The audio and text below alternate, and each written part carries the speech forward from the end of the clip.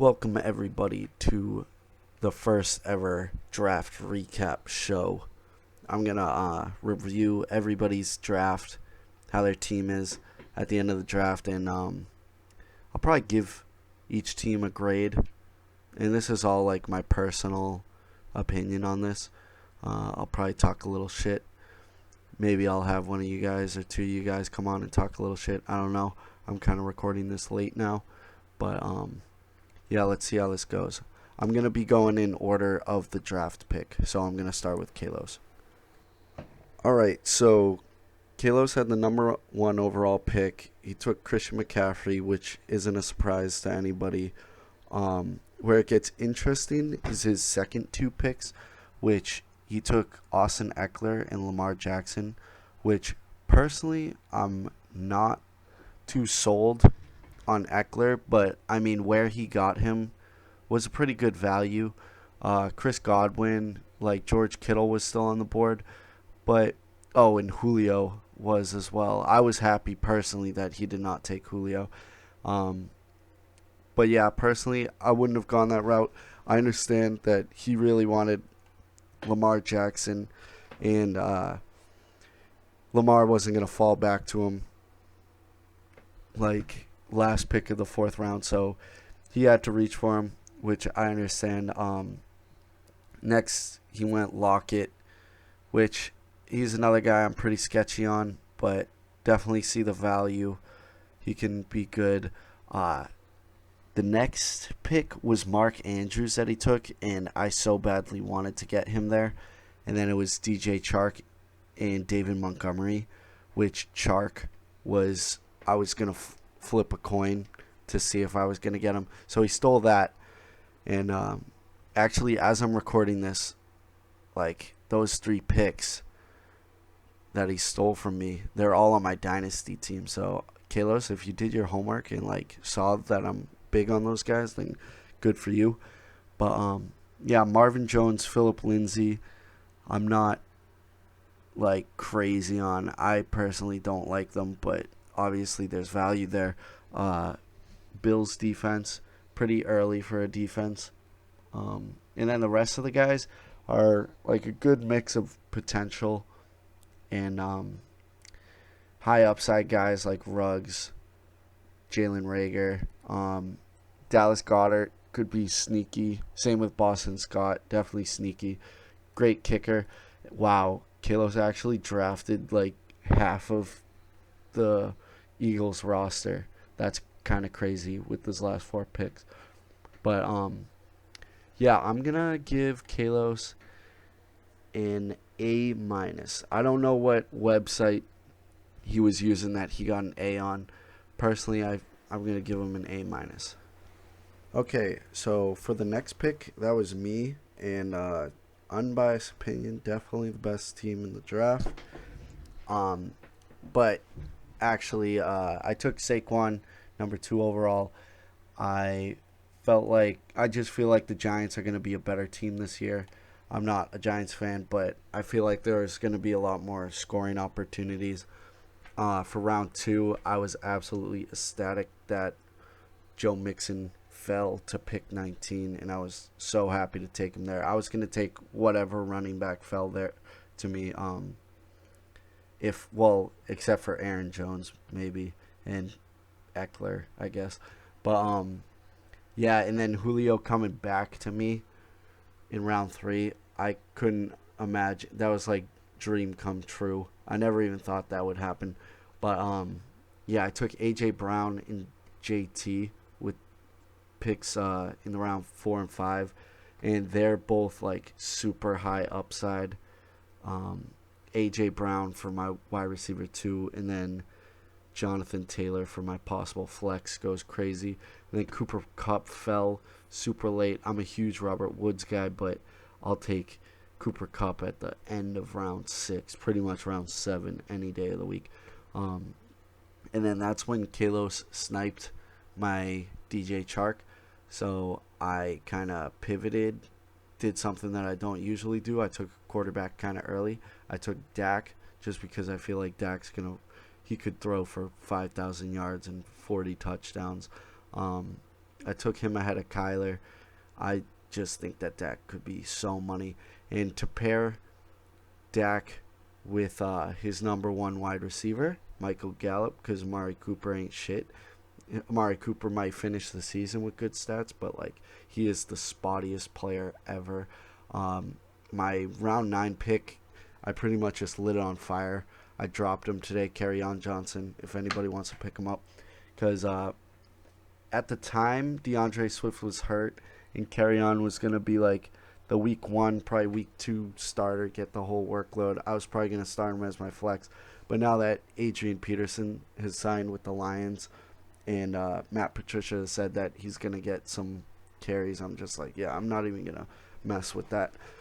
I took Debo in round 10, almost pretty much round 11. And it's crazy because he's already like back in the mix of things. He might play week 1. And Debo is like a wide receiver 2 all day long. After that, I took my tight end, Blake Jarwin, which is kind of shitty. I wish I got Mark Andrews early. But yeah, we'll see how it works out with Blake Jarwin. He'll probably have a lot of good looks in a crazy high-powered offense. So I'm looking forward to that. And the rest of my picks were pretty much just high upside picks. Damian Harris, Antonio Gibson, and Alan Lazard. And Antonio Gibson has already panned out because they released the Washington football team released Adrian Peterson, and now Gibson's the starting running back there. So I kind of got a steal there. And off-cuff draft rating, I'm giving myself an A. Obviously, that's a bit biased, but I'll move on to pick 3, which was Chris, and he took Zeke, number 3 overall, kind of a no-brainer. I personally kind of questioned if I should take Zeke, just because that Cowboys offense is going to be so crazy, but I'm kind of happy with taking Saquon and then ending up with Dak anyways. But yeah, so round 2 comes around, and certain things fell into place where Chris gets his guy, which I bet Chris was contemplating taking Devontae Adams at pick 3, and he got him at pick 18. I think that pick was probably the single-handedly like number 1 pick that made an individual the happiest. I know Chris was probably like friggin' jumping for that pick. And to pair him with Chris Godwin makes that wide receiver duo so deadly.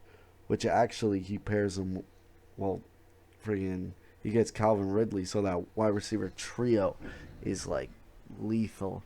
Cam Akers at for his running back 2, it's sketchy. I do think that Cam Akers like wins the job.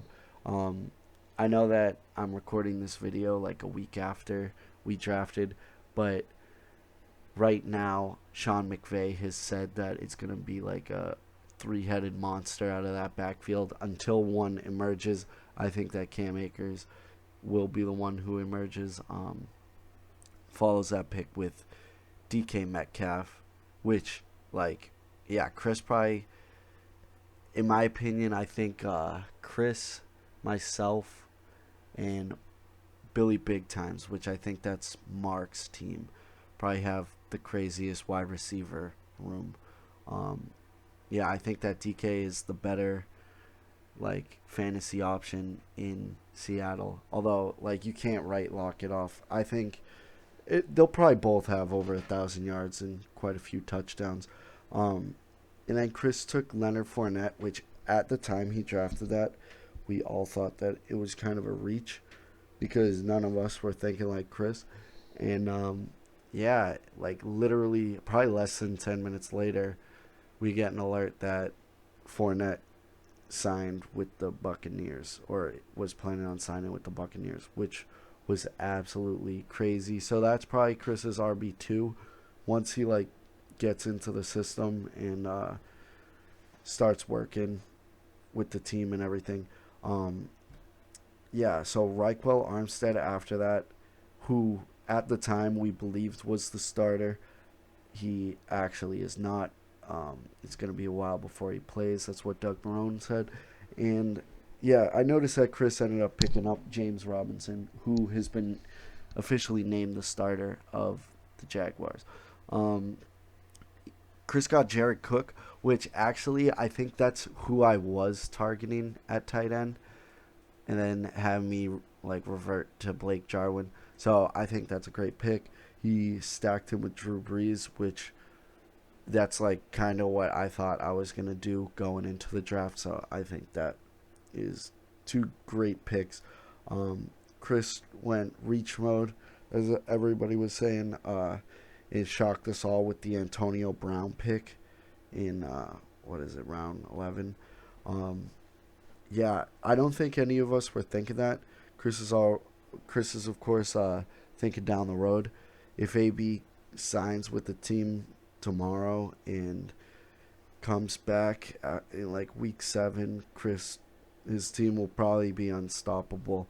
Um, so yeah, other than that, his the rest of the picks are pretty much just all handcuffs. He got his boy Scotty Miller, and with Mike Evans' new hamstring tweak, we could be seeing a lot of Scotty Miller this year, a lot of Chris Godwin. I think that Chris Godwin is now, if he wasn't already, top 3 category for fantasy finish. Um, he probably already was, to be honest, but now Mike Evans is probably going to be battling hamstring all year. Um, but yeah, I really like Chris's draft. I'm gonna have to give him a B plus though, just because the running back position, at least in the first like 4 weeks, I feel like is gonna be really sketchy. Um, and then the bench is also like there's not a lot of depth. Obviously, there's a lot of like insurance on his bench, but yeah, not so much matchup depth. But yeah, I definitely respect his draft.